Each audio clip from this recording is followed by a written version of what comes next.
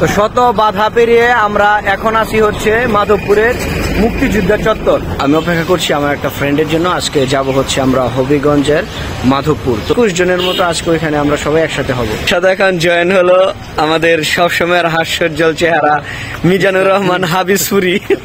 তো আমরা এখন সিএনজিতে উঠবো, কারণ বাস টাসের অবস্থা খুব ভালো না। অন্যান্য দিন হচ্ছে বাস পাওয়া যায়, কিন্তু এখন সর্বাত্মক ধর্মঘটের কারণে বাস অ্যাভেলেবল অতটা নাই, এই জন্য আমরা সিএনজিতে যাব। তো এই হইলো আমাদের বর্তমান অবস্থা। একদম লাস্ট সিট, এই যে মামুন একদম লাস্টের সিটে বসে আছে। এর পিছনে আর কোনো সিট নাই। এর কারণ আজকে সর্বাত্মক ধর্মঘটের আন্দোলনের ডাক দিয়েছে হচ্ছে কোটা আন্দোলনকারীরা। আমরা অবশ্যই তার আন্দোলনের সাথে একমত। আমরা একাত্মতা পোষণ করছি এবং এই জন্য এত কষ্ট করে যাচ্ছি।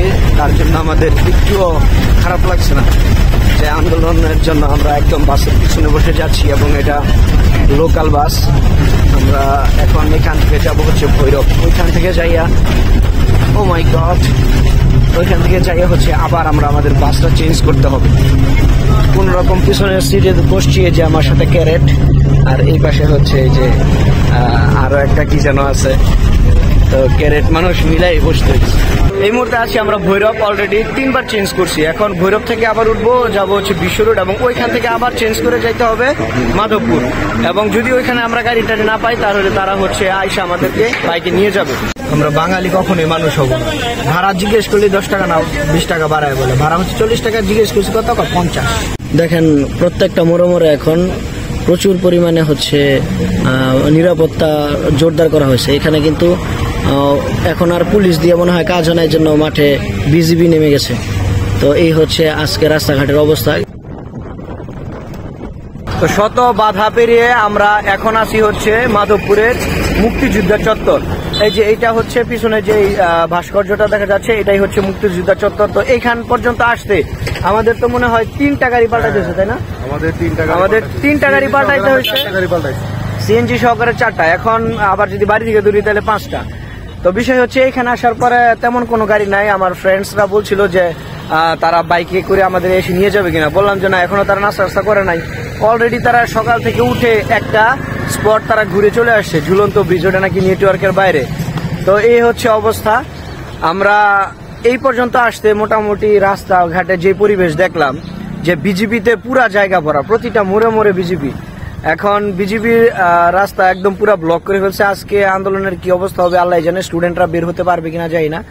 তবে শেষ পর্যন্ত আমরা এইটুক পর্যন্ত আসতে পেরেছি সহি সালামতে, এটাই হচ্ছে সবচেয়ে বড় কথা, আলহামদুলিল্লাহ। এবং এখান থেকে আমরা এখন একটা অটো রিজার্ভ করব এবং চলে যাব হচ্ছে আমাদের সেই কাঙ্ক্ষিত জায়গা নবাবপুর জোনাল অফিস। আমার যে ফ্রেন্ডটা, সে হচ্ছে নবাবপুর পল্লী বিদ্যুতে চাকরি করে। তো আমরা এখানে আগামী 2 দিন থাকবো।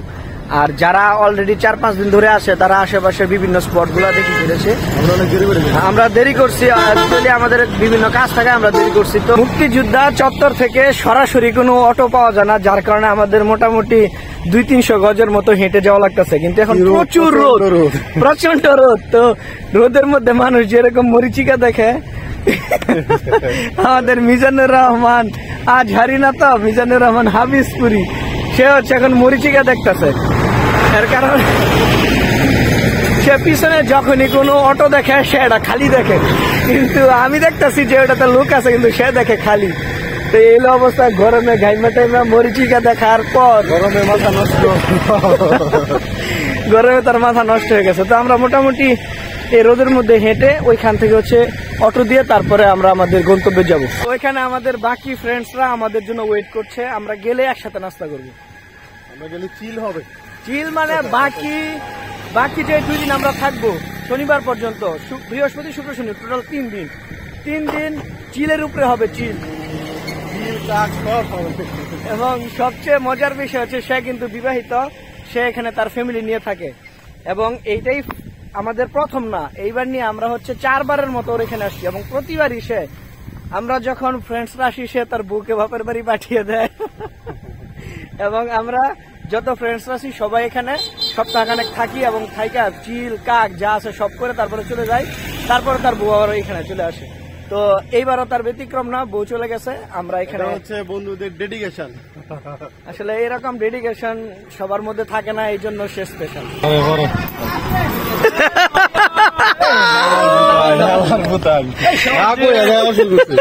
তো আশা করছি নওয়াবপুরের বা যে মাধবপুরের যেই ঐতিহ্যবাহী জায়গাগুলা, নর্মালি যে জায়গাগুলোতে মানুষ যায়, এর বাদে আরো ছোটখাটো সুন্দর সুন্দর জায়গা থাকে, ওইগুলো আমরা 2 দিনে কভার করব এবং সাথেই থাকবেন নেক্সট ভিডিওগুলোতে। ওই ছোটখাটো মাধবপুরে যে আরো সুন্দর জায়গাগুলো আছে ওইগুলো আমরা কভার করার চেষ্টা করব।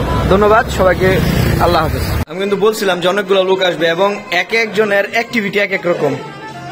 এই যে এখানে একটা ঘুমায়, আর যেগুলোর কি অবস্থা, আর যেই পাশে 2 জন ঘুমাচ্ছে, মোবাইল টিপতেছে, আর এই পাশেটা হচ্ছে রেস্ট রুম, এখানে সবাই রেস্ট নিচ্ছে এবং ঘুমাচ্ছে।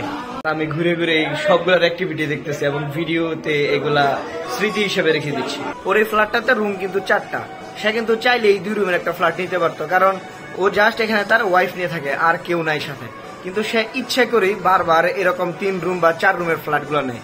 এর কারণ হচ্ছে সে যেখানেই থাকে, এই মাঝে মাঝে আমাদের যারা আছে আমরা সবাই ওর এখানে এসে হানা দিই এবং একটানা 5-6 দিন থাকি। আর এই জন্যই 3 থেকে 4 রুমের ফ্ল্যাট সে সবসময় ভাড়া করে থাকে শুধুমাত্র আমাদের জন্য।